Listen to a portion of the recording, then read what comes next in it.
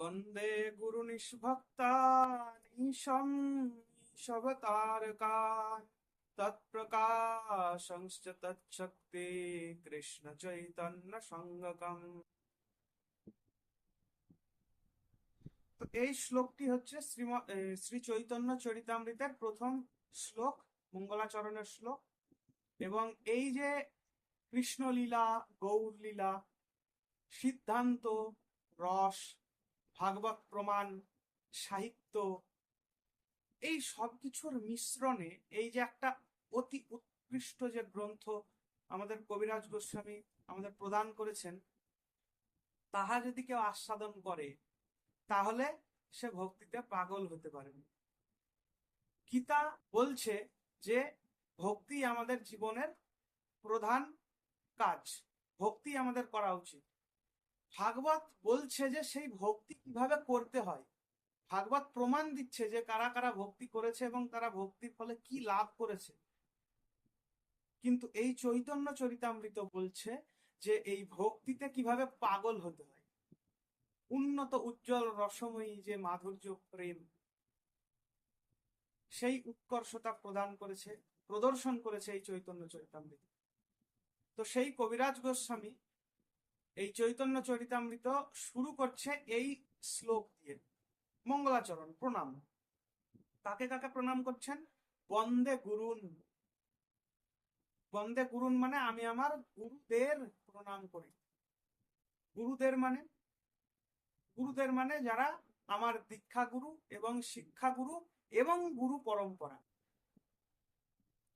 শুধুমাত্র নিজের গুরুকে, দীক্ষা গুরুকে নয়, দীক্ষা গুরু, শিক্ষা গুরু এবং গুরু পরম্পরা। এবং তিনের মাহাত্ম আছে। দীক্ষা যিনি দেন তিনি একজন যেমন গুরু, শিক্ষা যিনি দেন তিনিও কিন্তু তেমনি একজন গুরু। তো এই তিনের মাহাত্ম আছে। দীক্ষা গুরু যিনি, তিনি আমাকে পরম্পরার সঙ্গে যুক্ত করেন। আমি দীক্ষা নিলাম যার কাছ থেকে, সেই দীক্ষার মাধ্যমে আমার ভক্তি জীবন শুরু হলো। দীক্ষা মানে কি? ইনিশিয়েশন। ইনিশিয়েশন মানে শুরু। দীক্ষা পাওয়ার পর আমার ভক্তি জীবন শুরু হলো এবং আমি একটা পরম্পরার সঙ্গে যুক্ত হলাম। সেই পরম্পরার গুরুত্বটা কি? পরম্পরার গুরুত্বটা এইটাই যে আমরা যদি কোনো একটা ভক্তি পথে চলি, তাহলে সেই ক্ষেত্রে কিছু আমাদের সাধন প্রণালী থাকে।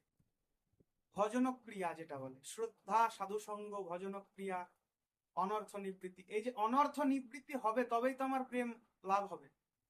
তো অনর্থ নিবৃত্তিটা হবে কিসের দ্বারা? ভজন ক্রিয়া। সেই ভজন ক্রিয়া বা ভজন প্রণালী আমি যদি জানতে চাই তাহলে আমাকে গুরু পরম্পরার মাধ্যমে জানতে হবে। মনপ্রসূত ধর্ম যদি আমরা মেনে চলি তাহলে কিন্তু হবে না। কেন হবে না?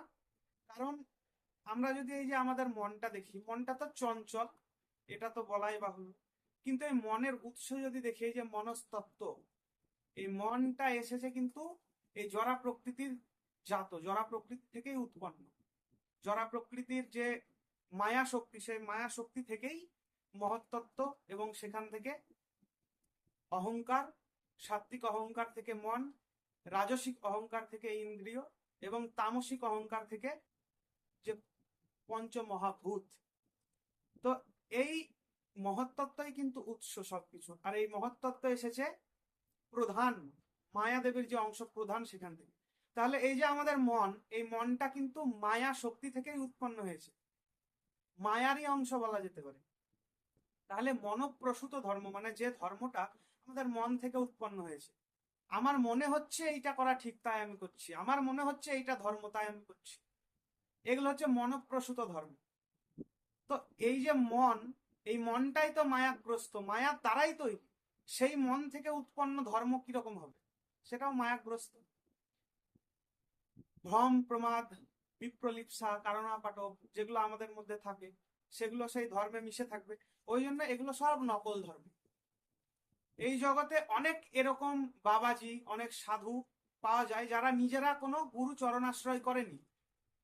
তাদের মধ্যে একটা অহংকার কাজ করে যে না, আমার মাথার উপরে ছড়ি ঘোরানোর কেউ যেন না থাকে, আমি সবার মাথার উপরে ছড়ি ঘোরাবো। ওই জন্য তারা গুরু চরণাশ্রয় করেনি।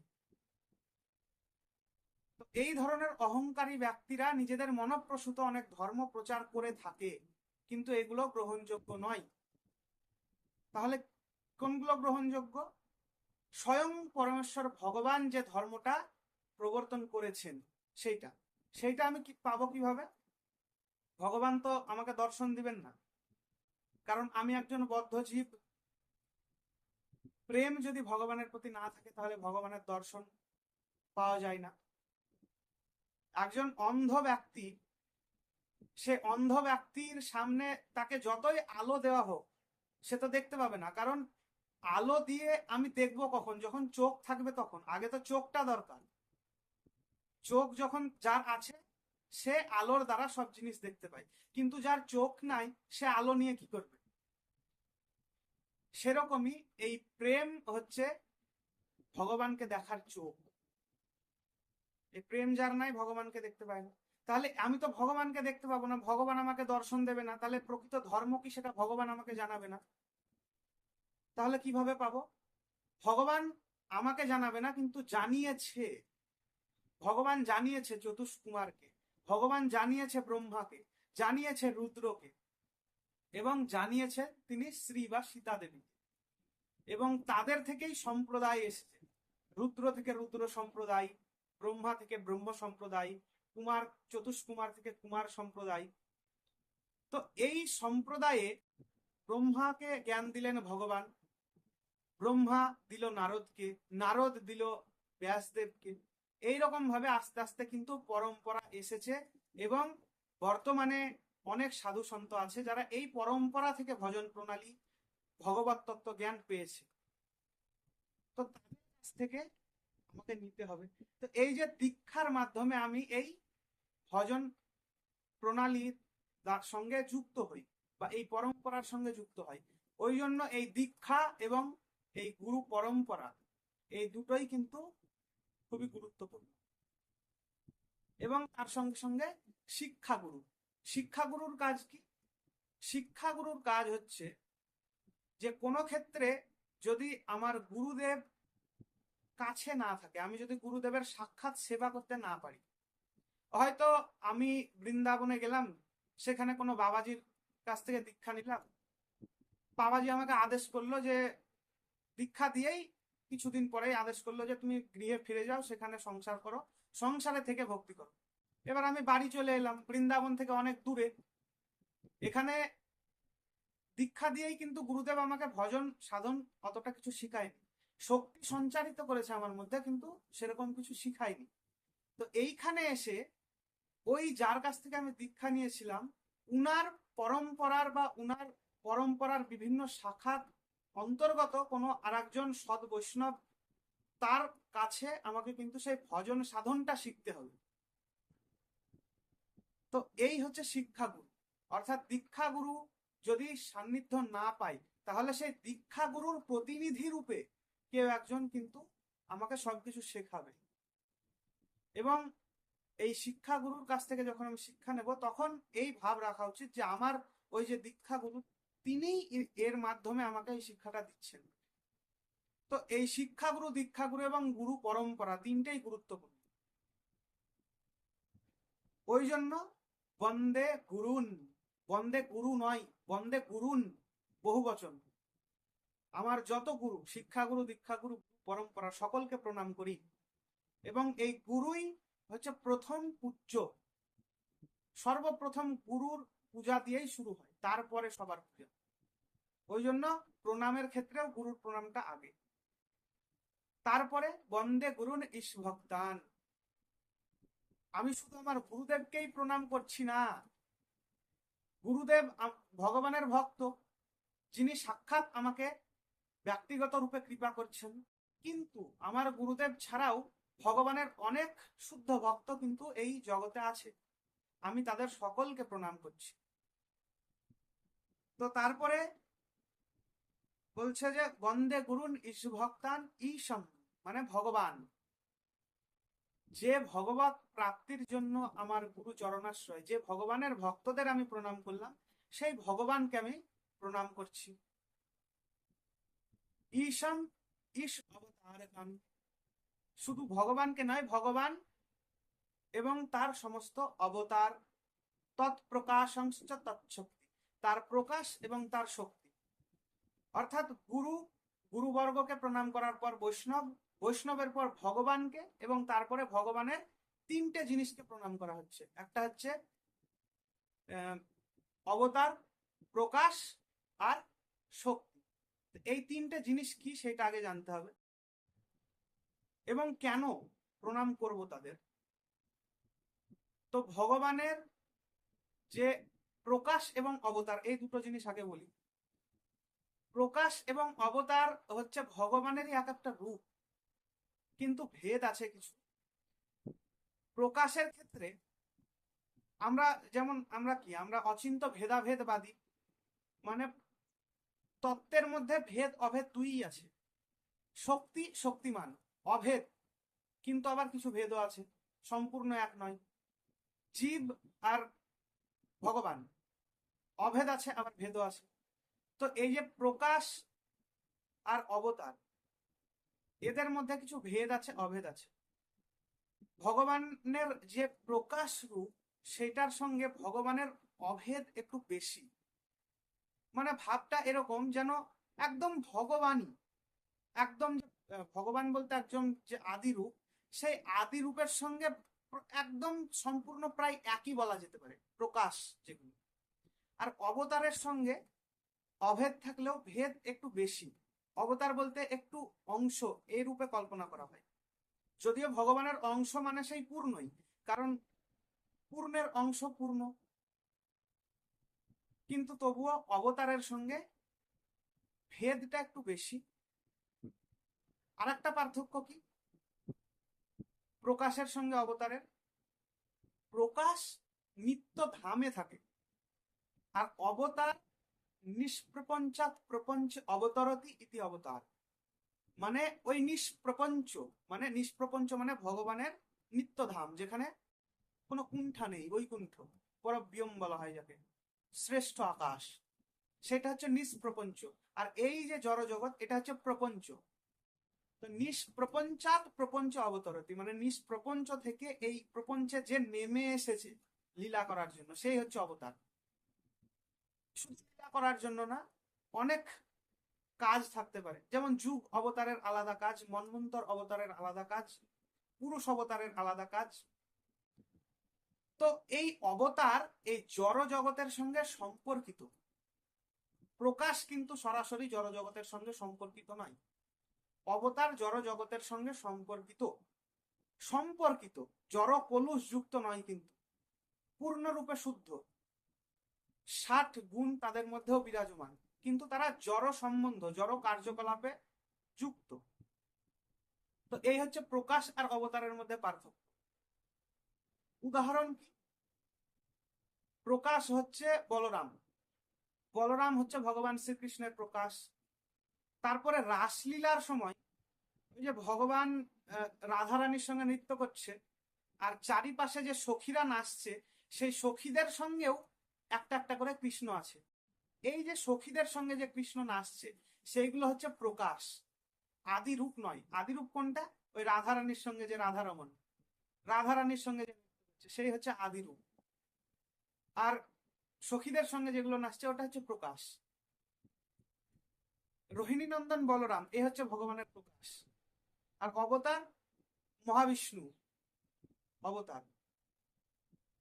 তারপরে আরো যেগুলো আছে, শক্তাবেশ অবতার, পরশুরাম, নরনারায়ণ অবতার, অনেক অবতার আছে।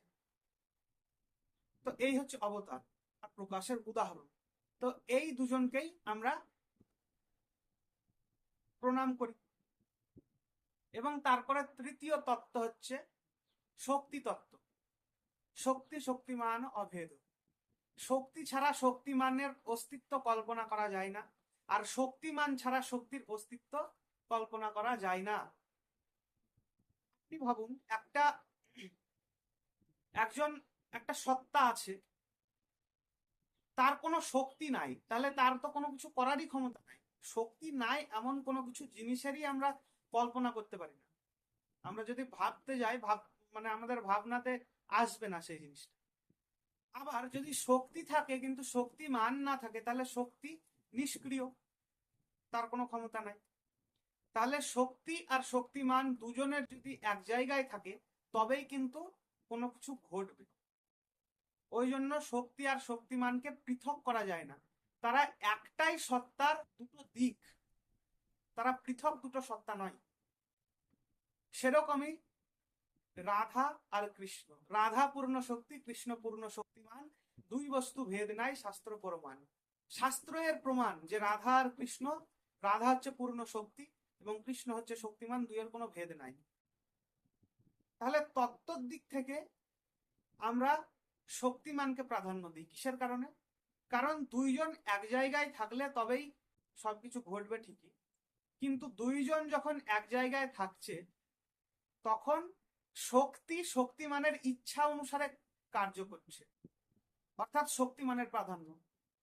সুতরাং তত্ত্বের দিক থেকে যদি দেখতে যায় তাহলে ভগবান কৃষ্ণের প্রাধান্য বেশি। ভগবান কৃষ্ণের নির্দেশ অনুসারেই কিন্তু ভগবানের শক্তি ক্রিয়া করে। কিন্তু রসের দিক থেকে দেখতে গেলে রাধারানীর উৎকর্ষতা বেশি। ভগবান স্বয়ং রাধারানীর চরণ নিজের মস্তকে ধারণ করে, তার মান ভঞ্জনা করার জন্য বিভিন্ন প্রয়াস করে। রসের দিক থেকে যদি দেখতে যাই তাহলে রাধারানীর থেকে মানে উৎকৃষ্ট কোনো আর তত্ত্ব নাই। আর তত্ত্বের দিক থেকে ভগবান শ্রীকৃষ্ণের থেকে উৎকৃষ্ট আর তত্ত্ব নাই। মত্তঃ পরতরম নান্যৎ কিঞ্চিদস্তি ধনঞ্জয়। হে ধনঞ্জয়, আমার থেকে শ্রেষ্ঠ তত্ত্বর কিঞ্চিত মাত্র অস্তিত্ব এই জগতে নাই। তো তত্ত্বের দিক থেকে ভগবান শ্রেষ্ঠ।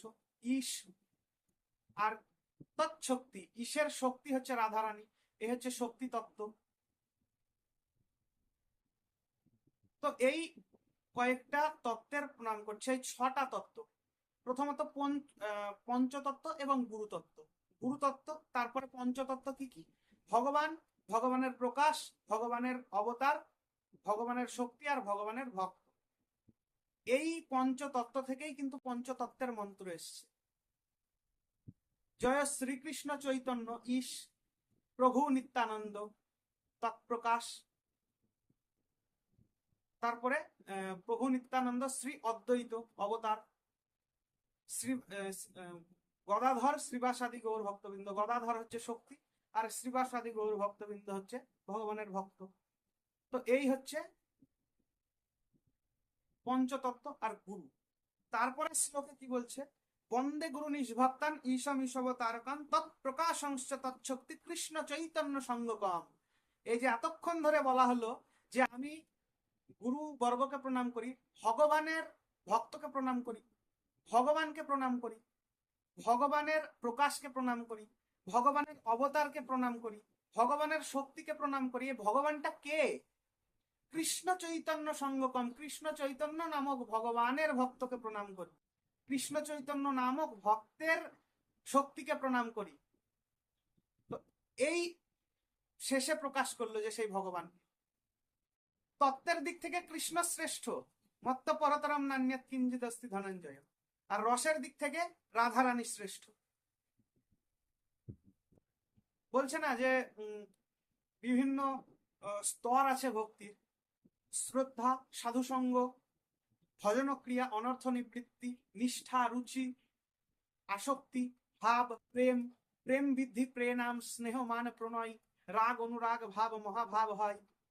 মহাভাব স্বরূপিনী আমার রাধা ঠাকুরানী, সর্বগুণ খনি, সর্বকান্তা শিরোমণি। কৃষ্ণকে আনন্দ দেওয়ার শক্তি একমাত্র রাধারানীর মধ্যেই আছে। আমি যে কৃষ্ণকে সুখ দেব, ভক্তি করা মানে কি? কৃষ্ণকে সুখ দেওয়া। সেই কৃষ্ণকে সুখ দেওয়ার ক্ষমতা একমাত্র রাধারানীর আছে। রাধারানী যদি কৃপা করে আমার প্রতি, তবেই আমি কৃষ্ণকে সুখ দিতে পারবো, তাছাড়া পারবো না। তো এই রসের দিক থেকে যদি দেখতে চাই, ভগবানের সেবা করা বা ভগবান স্বয়ং রাধারানীর সেবা করছে, এইসব রসের ব্যাপার।